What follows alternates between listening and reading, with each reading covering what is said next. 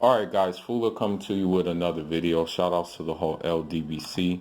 So in this video I kind of want to do a little bit of a wrap up of the soccer that took place today.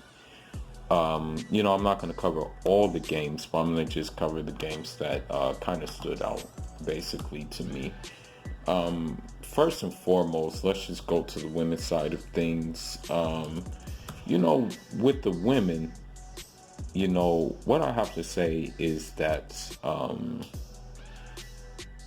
the women's, I did not expect much out of Nigeria.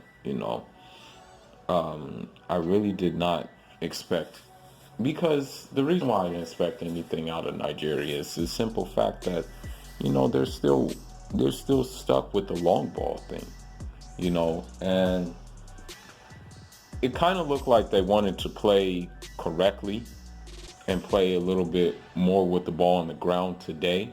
However, I think they lost momentum when one of the women, accidentally, what happened was the woman accidentally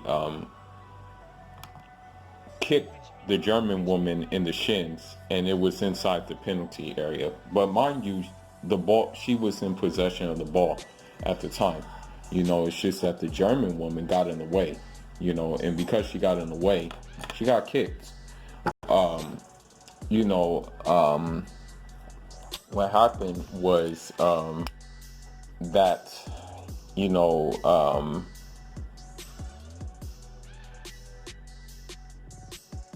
with that penalty, it just kind of pretty much took the momentum from it took the momentum from the Nigerian team, and so after that, they just kind of played clumsy. They just didn't really want to do much, and of course, it ended with a 3-0 score in favor of Germany. Now, the only African hope is Cameroon, for the women's side, and this is going to be a tall order because they're against England. Anything can happen in football, but I'm not going to hold my breath for Cameroon to do anything spectacular. Because again, they're still a practitioner of the long ball status. Now, as far as the men are concerned, I kind of I'll touch a little bit on the Gold Cup, not that much, but as far as the Gold Cup is concerned, you know, um, there's I'm not really tripping off of that much. The only teams I'm really checking for are I want to say all the Caribbean teams basically are the only ones I'm checking for, in some of the Central American teams. But since the games are still going on, one game is still going on right now as I'm recording this. It's just not really something I'm covering like that. I mean, Panama is leading Guyana right now as we speak. But anyhow, let's move on to the Copa America. Copa America is proving to be kind of interesting, but at the same time a little bit predictable, because of the simple fact that Brazil is the host nation. So Brazil is going to show up. Them being the host, they definitely want to show what time it is. So even without Neymar, their team is still very strong. And their team, I think, out of all most of the Latin teams, are playing up to the standard, the world football standard. You know, it's not a coincidence that they have the most World Cups, that are won. And I guess what's happening now is they're getting back to the Brazil we know, and meaning that they're playing with flair, but they're still playing discipline. They're still playing a fluid passing game, but still also taking risk. This was done by what's his name? He plays for Chelsea. I'm trying to think of his name. Um, let me see what his name is. Willian. Yeah, Willian. With his goal, that was a screamer. You know, he made a screamer goal, and so now you see that risk of being taken by Brazil more so than before.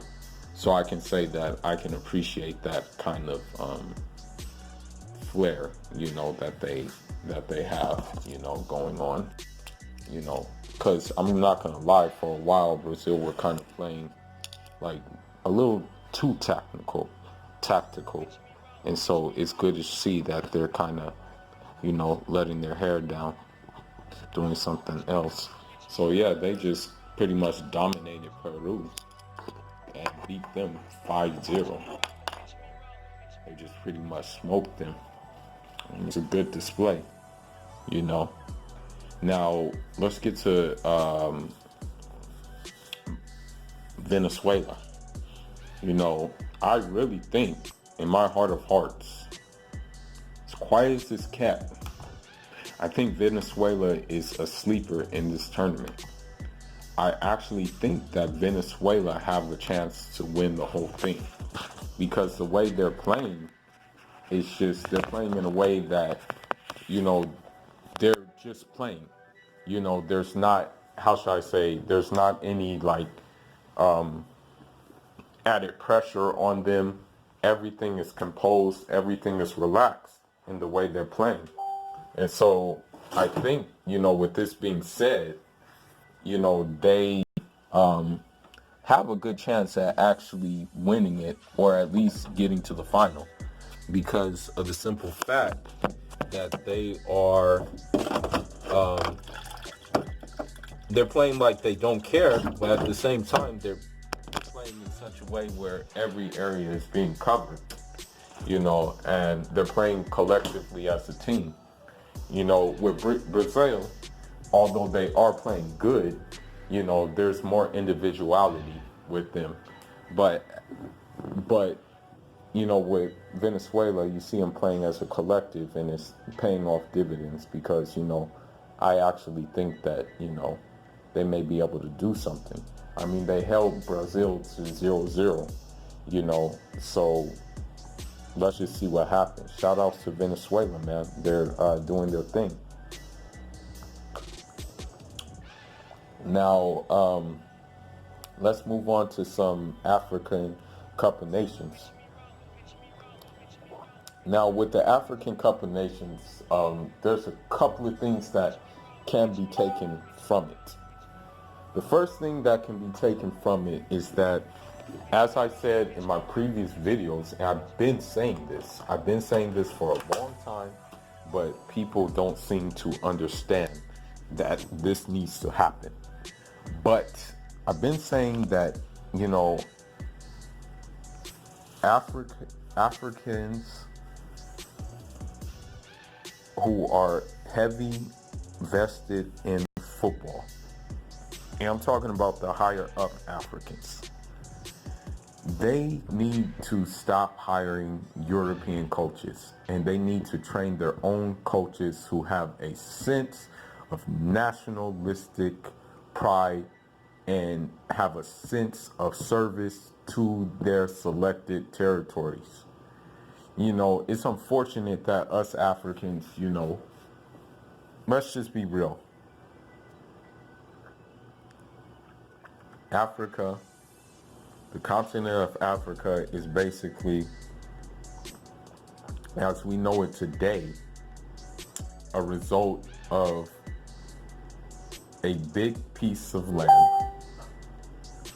basically being partitioned off to colonial powers like a cake, okay?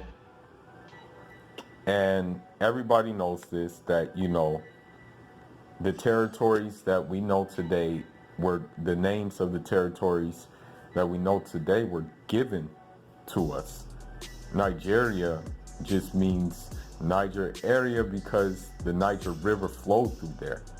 But guys like let's just say guys, for example, like Uthman Danfodio, Mohamedou Bello, and the like thereof, Queen Amina, they did not call it Nigeria. It was known as Hausa Land, or whatever you want it like that. But this is what we got right now. So in what we have right now, we just need to focus on basically doing our selected territories good service. And I think good service starts by getting rid of these European coaches. Because at the end of the day, this is what I truly believe. I don't think these European coaches care about really winning.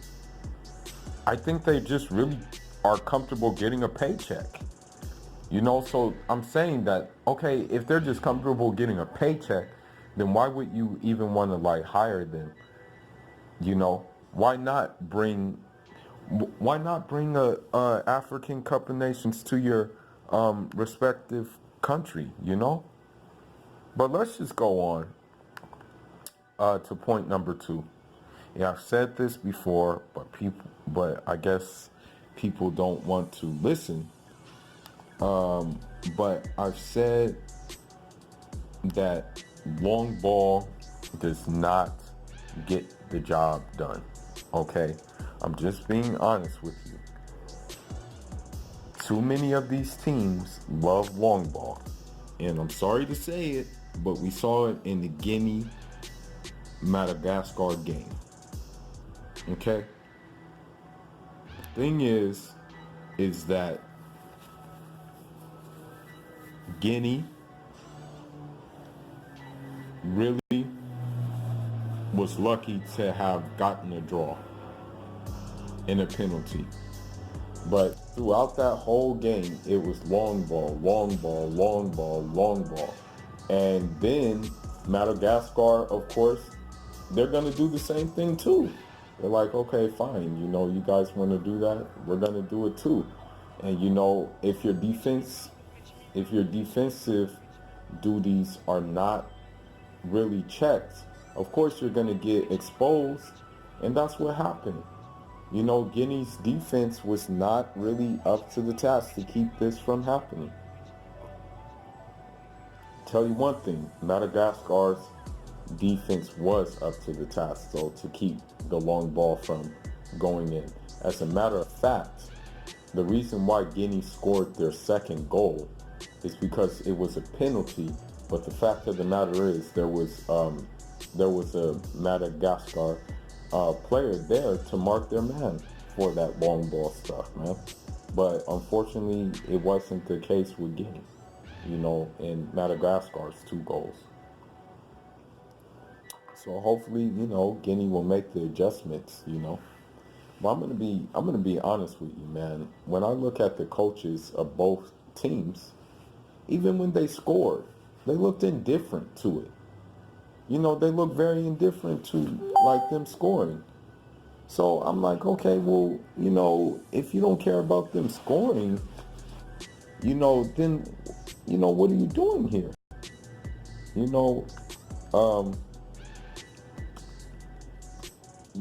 So, that's just my opinion of the whole thing. But let's move to Nigeria and Burundi. I was very impressed with Nigeria in this game. And the reason why I was impressed with Nigeria in this game is because they played with the ball on the ground. There was smooth passing. There was smooth everything. And I was happy at this. Rarely did the ball go in the air with Nigeria. Rarely did they throw what we quote unquote call a Hail Mary. I was very happy to see this, and so with that being said, it got the job done. Now granted, they could have scored more goals, that's without a doubt. They could have had more goals. Nigeria, they just blew a lot of chances, mind you. and that's going to be something that Nigeria needs to fix. They're going to need to fix their finishing. But granted, the goal that they scored was very nice. The thing I like about the goal, it happened from a back heel, and I like to see that, that the goal happened from a back heel, and then the scorer, I think his name was Igalo, he he scored from I want to say a kind of like, he he went around the goalkeeper, he went around it, and so it was very good, and I was very happy, you know yeah.